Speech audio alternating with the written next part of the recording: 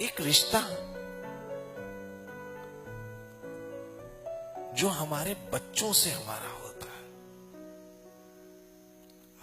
एक हमारी बेटी है जिसको पैदा होते ही हमने सुरक्षित किया, ऐसे बेटा जल्दी घर आ जाना, यानी पूरा जीवन हमारा उसकी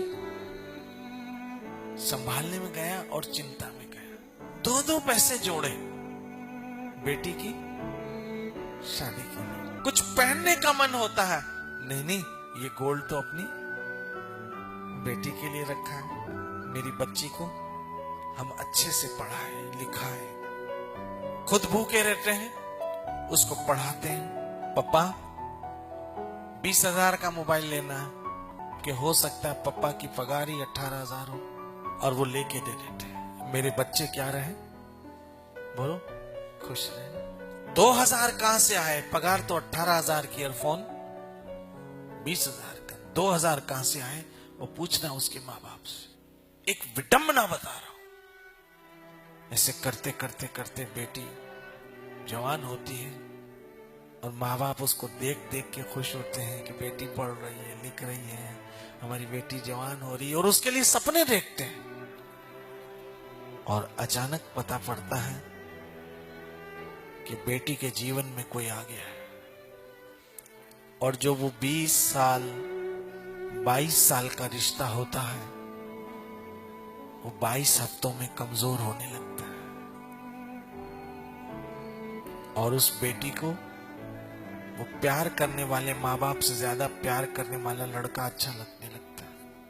उस समय वो ये नहीं सोचती है कि मेरे माँ बाप की इज्जत का क्या होगा, वो ये नहीं सोचती है कि जब मेरे माँ बाप सुनेंगे तो उसके दिल पर क्या बीतेगी।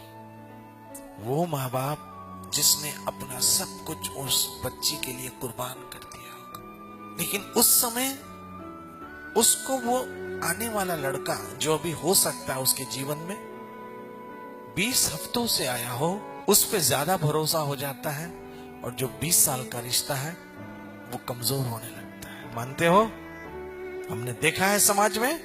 और कभी कभी तो ये हाल होता है कि वो 20 साल का रिश्ते को ठुकरा के हम वो 20 हफ्ते वाले रिश्ते के साथ चले जाते हैं, और वो माँ बाप रोते रह जाते हैं, और वो हमें सपने दिखाता है और हम उस सपने में उलझ जाते हैं, और कभी कभी ऐसी ठोकर खा जाते हैं कि अंत तक संभल नहीं पाते।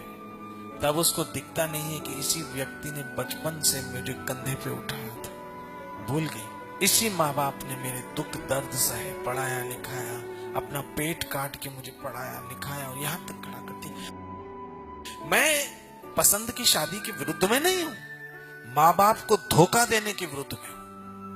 आपको आपके पसंद का जीवन साथी चुनने का अधिकार है, लेकिन अपने माँ बाप को धोखा देके नहीं, माँ बाप की इज्जत का सौदा करके नहीं, माँ बाप के सम्मान को ठेस पहुंचा के नहीं, क्योंकि माँ बाप ईश्वर का रूप है। और गीता में श्री कृष्ण कहते हैं 18वें अध्याय में, अपने माँ बाप की सेवा करना भी क्या है, तपस्या, शारीरिक तपस्या। गीता में कृष्ण कहते हैं माँ बाप को धोखा देकर आप कुछ ऐसा काम करते हैं तो कल आपको ये काम रुलाएगा, क्योंकि आपने अपने उन लोगों को धोखा दिया है जो आपको सबसे ज्यादा प्यार करते हैं, निस्वार्थ।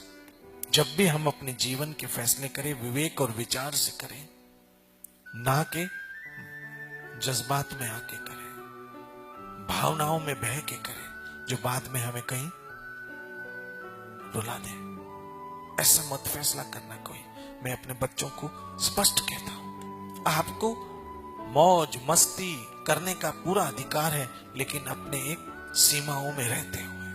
उन लोगों से सावधान रहना जो आपको सीमा उल्लंघन करवाने का प्रयास करते हो। इसलिए जब हम सत्संग में आते हैं तो हमें समझ आती है कि हमें यहां से कहीं और जाना है, तो कुछ ऐसे कर्म करें कि भगवान को मुंह दिखाने के लायक रहे।